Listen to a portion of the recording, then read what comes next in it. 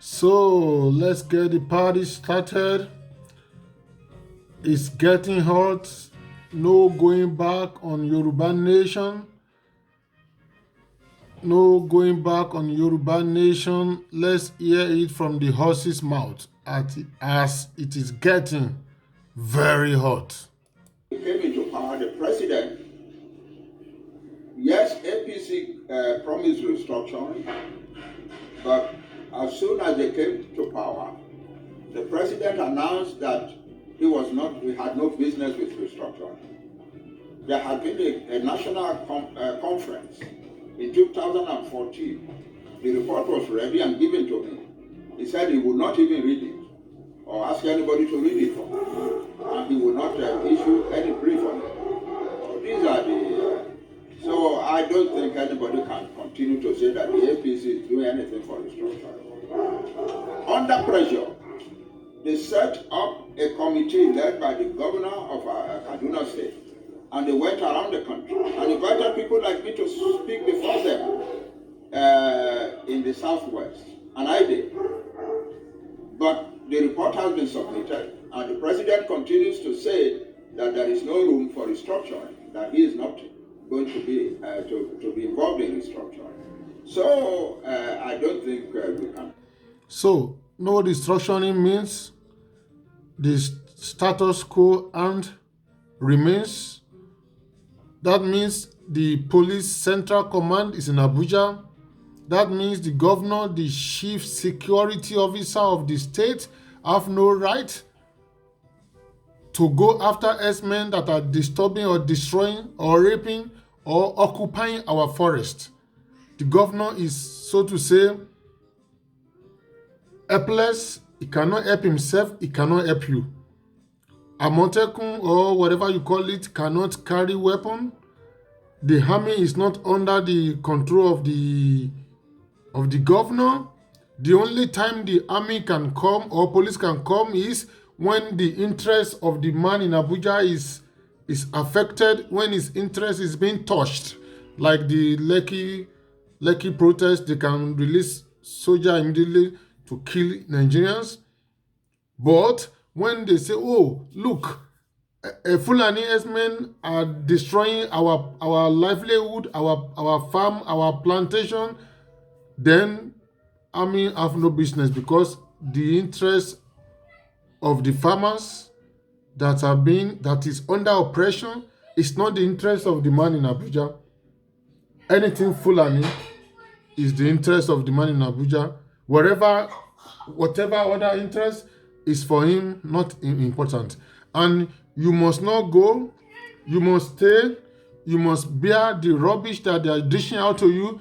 You must not say nothing. That is what one Nigerian means. And this is not accepted. This is not accepted. This is what Professor is trying to say here.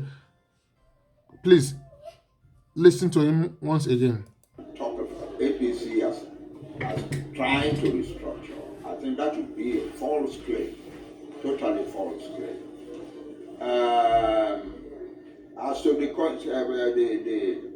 the National Assembly now toying with the idea of constitutional review, they do not have the authority to do so. One of them actually said so about 2-3 months ago, that the National Assembly has no mandate, has no competence to review the Nigerian Constitution. They don't. So, because what we are dealing with here is the separate sovereignties of the many nationalities of Nigeria. Each nationality has its own right to self-determination, therefore has its own sovereignty. It's by putting all the sovereignties together that Nigeria can work together. Even if you are married legally to a husband or to a wife, if the husband is abusive or the wife is abusive, it doesn't respect your interest, he or she bashes you at the slightest provocation, you can walk away. You can walk away.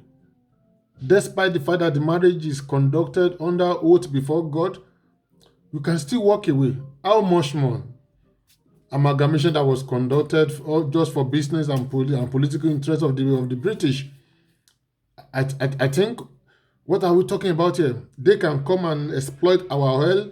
They can collect all the money at the Nigerian port. They can they can exploit all our natural resources. But when we need help, nobody is there for us. We are at the mercy of the herdsmen. And you call that a country? No. We will not be part of that. I am not part of that, and we will not be part of that. That is just robbery, daylight robbery. 1999 Constitution was written somewhere in Mina. You know those people that champion it because they have their ulterior motive. They are guilty of bad faith, ulterior motive, and inferiority complex. Let there be an open playing ground for everybody. But when you have inferiority complex, you are always afraid somebody will take advantage of you, then you begin to use. That is what is wrong with the northern, the southeast and the southwest, the northeast and the northwest. I beg your pardon. You see, and anybody that want to raise his voice, this person is marked for elimination. Like the governor of Benue State and some other people that are under the federal attack, Fulani herdsmen attack. Buhari is the worst thing that has ever happened to Nigeria. Now it's even worse than General Sani Abacha. I can say this with all boldness. He is the worst thing that has ever happened to that country. Buhari is worse than Ebola, HIV, coronavirus put together. You understand? So anybody that want to walk away has the right to walk away. There is no discussion. We don't need to discuss that. Okay, so let's listen again to Professor Akintoye. If the sovereignties are ignored and their interests are ignored, then there is no basis for Nigeria. And that is why Nigeria is breaking up. That's why we are demanding to take our separate peoples out of Nigeria. I don't believe that the Yoruba people have a duty to stay in a country in which their people are being killed, in which their farms are being ravaged, in which their women are being raped, in which their people are being kidnapped and taken to the bush and so on, in which people are coming to use cows to destroy farms, and they themselves are going out to destroy farms of tree crops and cutting down the tree crops or burning them and generally destroying the economic base of the Yoruba nation. I don't think we have a business staying there. And that's why we came out to say, okay, we want to pull our own Yoruba nation out of Nigeria.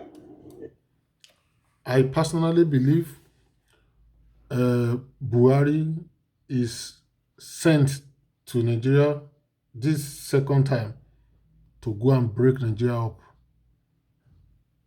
He is a Satanist. He is an agent of darkness. If Nigeria is broken up today, you know who to blame. Buhari and his kinsmen from West African countries are to blame. No other person. Not Nnamdi Kanu, not Asarido Kubo, not Sunday Igboho, but Buhari himself and the Tinubu that brought him to power. That brought the sick man to power. He doesn't hear. He doesn't speak. And he has no feeling. Stone cold. Such a person have nothing doing in a Nigerian state house. Stephanie. So let's hear the professor a little and then we draw the curtain for this broadcast. Okay? Now you can say the Igbo have been saying that for decades, but now it's a new thing.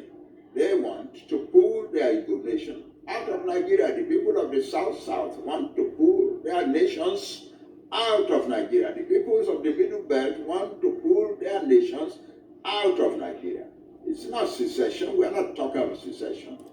So, lovely people, drop your comments and like our videos so that it can be interactive, so that we know what you feel about what we are saying. Maybe we are off track or we are hitting the nail on the head. At Diamond Hills, there is no mincing word. See you next time when we come with another very hot release. God be with you. Have a nice day. Bye.